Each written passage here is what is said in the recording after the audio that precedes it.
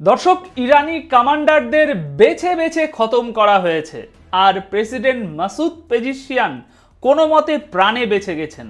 Mossad খুবই ধূর্ততার সঙ্গে জেনে গিয়েছিল ইরানের গোপন ঘাঁটিগুলোর অবস্থান। এই ঘাঁটিগুলো মাটির 100 মিটার নিচে ছিল আর সেখান থেকেই মোসাদের কাছে সিগন্যাল পৌঁছাচ্ছিল। দ্য নিউ ইয়র্ক টাইমস আর ইসরায়েলের 3টি বড় সংবাদপত্রে আজ যে রিপোর্ট ছাপা হয়েছে সেখানে বলা হয়েছে ইসরায়েল কিভাবে বেছে বেছে ইরানি কমান্ডার আর বিজ্ঞানীদের হত্যা করেছে এবং বলা হয়েছে এই কাহিনী অত্যন্ত রোমাঞ্চকর।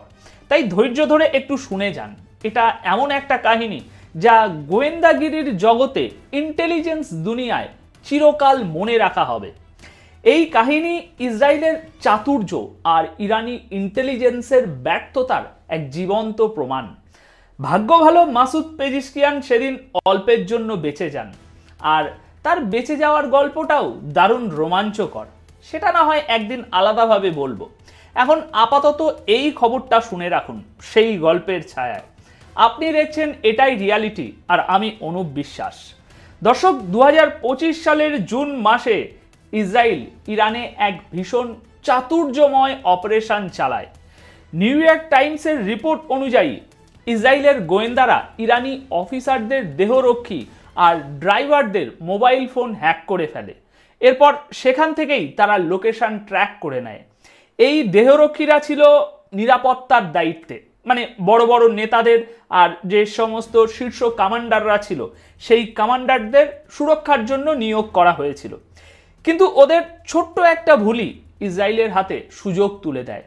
ইরানের সুপ্রিম ন্যাশনাল সিকিউরিটি কাউন্সিলের এক বাংকারে পাহাড়ের নিচে প্রায় 100 ফুট গভীরে তখন সিনিয়র অফিসার আর কমান্ডাররা একটি মিটিং করছিল। তাদের কড়া নির্দেশ দেওয়া হয়েছিল ফোন যেন কেউ সঙ্গে না নেয়, যাতে ইসরায়েল টার্গেট করতে না পারে।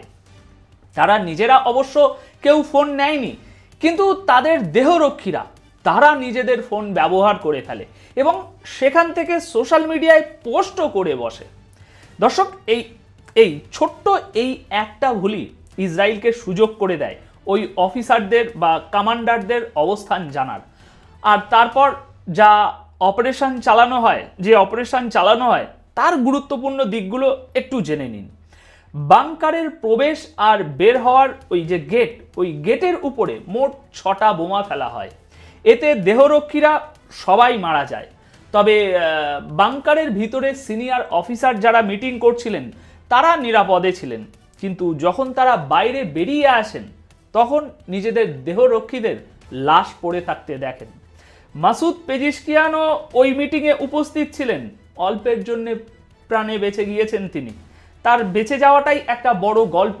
অনেকবার সেই খবর সামনে এসেছে। দর্শক, ইসরায়েলের প্রথম বড় টার্গেট কে ছিল মনে আছে? ব্রিগেডিয়ার জেনারেল আমির আলী হাজিজাদে, আইআরজিসি অ্যারোস্পেস ফোর্সের কমান্ডার ছিলেন তিনি। তাকেই প্রথম টার্গেট করা হয়। তিনি এক জরুরি মিটিং ডেকেছিলেন আর সেই সময়ই ইসরায়েল বোমা বর্ষণ করে তাকে হত্যা করে। ইসরায়েলের কর্মকর্তারা নিজেরাই স্বীকার করেছেন দেহরক্ষীদের সংখ্যায় অতিরিক্ত থাকা আর তাদের মোবাইল ফোনের ব্যবহার করা, এই দুটোই তাদের বড় দুর্বলতা হয়ে দাঁড়িয়েছিল। আর ঠিক এই সুযোগটাই কাজে লাগানো হয়। দেহরক্ষীদের শুধু ওয়াকি টোয়াকি ব্যবহারের নির্দেশ দেওয়া হয়েছিল, কিন্তু কিছু দেহরক্ষী যারা এই বিজ্ঞানী বা শীর্ষ কমান্ডারদের নিরাপত্তায় ছিল তারা এই নির্দেশ অমান্য করে ফোন ব্যবহার করে ফেলে। কল আসে, ফোন ধরেও ফেলে, আর সেখান থেকেই ইসরায়েল সিগন্যাল পায়। ইসরায়েল সুযোগ পেয়ে যায় রাজনৈতিক নেতাদের টার্গেট করার। মনে করুন সেই 12 দিনের বিমান যুদ্ধের কথা, যা 2025 সালের 13ই জুন ইসরায়েল হঠাৎ হামলার মধ্যে দিয়ে শুরু করেছিল। এই যুদ্ধ নিয়ে ইসরায়েলের পক্ষ থেকে বলা হয়েছিল এই হামলা ছিল একান্ত প্রয়োজনীয়। কিন্তু কেন প্রয়োজনীয় ছিল? কারণ ইরান তার শীর্ষ সামরিক কমান্ডারদের, নিউক্লিয়ার বিজ্ঞানীদের, ইউরেনিয়াম সমৃদ্ধকরণ সাইট আর ব্যালিস্টিক মিসাইল প্রোগ্রামকে ইসরায়েলের বিরুদ্ধে গড়ে তুলেছিল, ইসরায়েলের বিরুদ্ধে শক্তি তৈরি করছিল। সেই জন্যই প্রয়োজন হয়ে পড়েছিল। দেখুন, ইরানি অফিসাররা নিজেরা ফোন ব্যবহার করতেন না, কিন্তু যাদের সঙ্গে তারা চলাফেরা করতেন, যেমন দেহরক্ষী, ড্রাইভার বা ঘনিষ্ঠ সহচর, তারা ফোন ব্যবহার করতেন। আর এই ছোট্ট ভুলটাই কাজে লাগিয়ে ইসরায়েল ইরানি নেতাদের অবস্থান ট্র্যাক করে ফেলে। প্রথমে দেহরক্ষী আর ড্রাইভারদের ফোন হ্যাক করা হয়, সেখান থেকেই গোটা পরিকল্পনার সূত্রপাত। আর এই গোয়েন্দা অপারেশন আবারও ইরানের নিরাপত্তা ব্যবস্থাকে কঠিন প্রশ্নের মুখে ফেলে দিয়েছে। ইরানের সাম্প্রতিক গোয়েন্দা ব্যর্থতার ফলাফল আমরা সকলেই জানি। একাধিক আইআরজিসি কমান্ডার প্রাণ হারিয়েছেন, নিহত হয়েছেন দেশটির গুরুত্বপূর্ণ নিউক্লিয়ার সায়েন্টিস্টরাও। আর সবচেয়ে দুশ্চিন্তার বিষয় হলো ইরানের প্রেসিডেন্ট মাসুদ পেজিশকিয়ান নিজেও এই হামলার টার্গেট ছিলেন। মাত্র অল্পের জন্য তিনি প্রাণে বেঁচে গিয়েছেন, এখনো আছেন। এইসব ঘটনার পর এখন নিশ্চিতভাবে প্রশ্ন উঠছে, ইরানের নিরাপত্তা ব্যবস্থাটা আসলে কতটা সুরক্ষিত? তাদের গোয়েন্দা নজরদারি কি ক্রমেই দুর্বল হয়ে পড়ছে? অন্যদিকে এই সুযোগে আবারও আলোচনার কেন্দ্রে উঠে এসেছে একটা পুরনো নাম, ইসরায়েল। বিশ্বজুড়ে গোয়েন্দা জগতে ফের একবার নিজেদের শক্ত অবস্থান প্রমাণ করেছে তারা। দর্শক, এটা কোনো প্রশংসা নয়, বরং বাস্তবতা। আর সেই বাস্তবতাকেই চোখ মেলে দেখা, তথ্যভিত্তিক সাংবাদিকতার মূল দায়িত্বই তো এটা, তাই না?